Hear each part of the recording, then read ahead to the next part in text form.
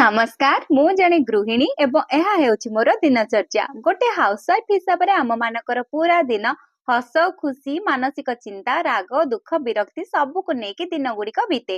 ନିଜର ମେଣ୍ଟାଲ ହେଲ୍ଥକୁ ଠିକ ରଖିବା ପାଇଁ ପୁରା ଦିନ ଏନର୍ଜେଟିକ ରହିବା ପାଇଁ ମୁଁ ପ୍ରତ୍ୟହ ବ୍ୟାୟାମ କରେ। ଏବେ ମୁଁ ଫ୍ରେଶ ହେଇ ଆସିଗଲି ନିଜର ଆକ୍ଚୁଆଲ ଡ୍ୟୁଟି କରିବା ପାଇଁ ମାନେ ଘର ଜଞ୍ଜାଳ। ରୋଷେଇରେ ଲାଗିବା ଆଗରୁ ଅଁଳା ତିନୋଟିର ଜୁସ୍ ବନେଇଲି ଗୋଟେ ନିଶ୍ୱାସ ପୁରା ଗ୍ଲାସ ଖାଲି। ମୁଁ ଆରୁଲକୁ ଖୁଆଇ ପିଆଇ ସ୍କୁଲ ଛାଡିଲି। ଏବେ ଆଙ୍କ ପାଳି ଆଙ୍କୁ ତ ରେଡି କରିବିନି ବାସ୍ ଆଙ୍କ ଜଳଖିଆଟା ବନେଇଲି। ପ୍ରଧାନ ବାବୁ ତ ଅଫିସ ବାହାରି ଗଲେ ଆଉ ମୁଁ ବି ବାହାରି ଗଲି। କୁଆଡେ ନାଇଁ ମୋ ଖାଇବି ଯାଉଛି ପେଟରେ ହାତୀ ମୂଷା ସବୁ ଦୌଡିଲେଣି। ହଠାତ୍ କିଛି ଆଖିରେ ଚମକିଲା ଆରେ ରେ ପିଜୁଳିଟେ ଥିଲା ଖାଇଦବା। ହେଇଟି ହେଇଟି ମୁଁ ଏଇଠି ଶାଗ ତୋଳୁଛି। ଆମ ବାରିରେ ମେଥି ଶାଗ କିଆରିଟେ ହେଇଛି ତାକୁ ରାନ୍ଧିବି ବୋଲି ତୋଳା ଚାଲିଛି। ଆରେ ହେଇ କେତେ ଗୁଡେ ଶାଗ ଆଜି ବାହାରି ଗଲା ଆମ 3 ଜଣଙ୍କ ପାଇଁ ସଫିସିଏଣ୍ଟ ଥିଲା।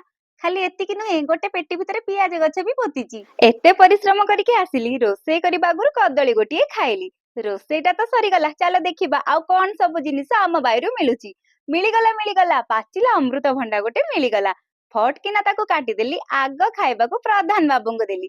ସମସ୍ତଙ୍କର ତ ହେଇଗଲା ପୁରା ପ୍ଲେଟ ଟାକୁ ଏବେ ଉଠିଆଗଲା ବାକି ଯେତକ ରହିଲା ସବୁତିକ ଏବେ ମୋର। ଆଉ ଖାଲିଟାରେ କଣ ମୁଁ 4ଟା ରାତିରୁ ଟିକେ ଏକ୍ସରସାଇଜ କରୁଛି। ଯୋଉ ପରିମାଣରେ ଖାଉଛି ଏକ୍ସରସାଇଜ ଟିକେ ନ କଲେ ମେଦବହୁଳତାର ଶିକାର ହବାକୁ ସମୟ ଲାଗିବନି ହେଲେ ବି ମୁଁ ଖାଇବି।